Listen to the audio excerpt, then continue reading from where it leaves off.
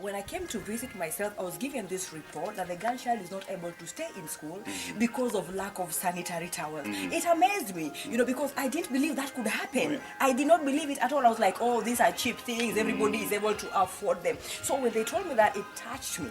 And I said, I'm going to start with as few as probably 50 girls, and see where it takes me to make sure the girl is in school.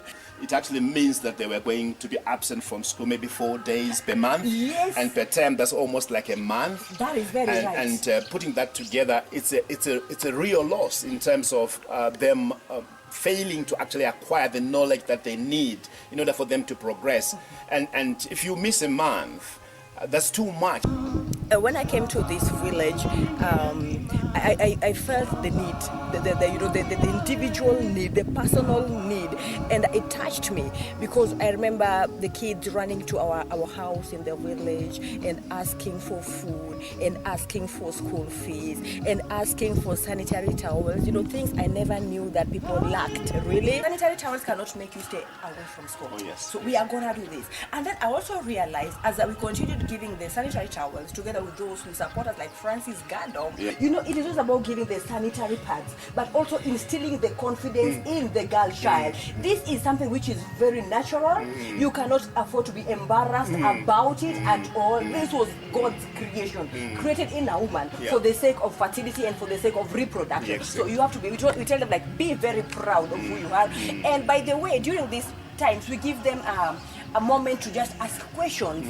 Do you have any trouble? The pads that we are getting you, are they sufficient for you? Are they capturing the flow enough? Because again, you realize as girls, they have different kinds of flows. There are those with heavy flows, there are those with lighter flows, and we capture all that. And then sometimes they comes with the cramps. We give them time, and we have teachers who are trained in those biological areas to answer to those questions. And when the girl child leaves the classroom where we just had the meeting, they leave out very motivated and very confident, and they do better in school. I can tell you right now, there's one of the girls who has really, moved from a lower grade and now is now like the third position in a class, and I'm so proud of her, very, very proud. Is to support as many girls as possible, because it is not just a problem for this community. We are in Rarieda constituency. If we can take care of all the schools in this constituency, that would be my greatest joy. And then eventually go into the whole of Kenya and then go into the whole of Africa.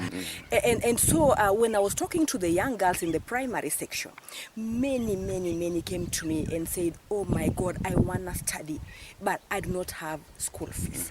I do not have, the means and the ways. My guardians, my parents cannot afford it, but it is my desire. When a child comes and tells you it is my desire to have education and be somebody in future. So we then are challenged in that capacity, where we want to help many more. Secondly, I'm going to thank you for having offered the sanitary towels.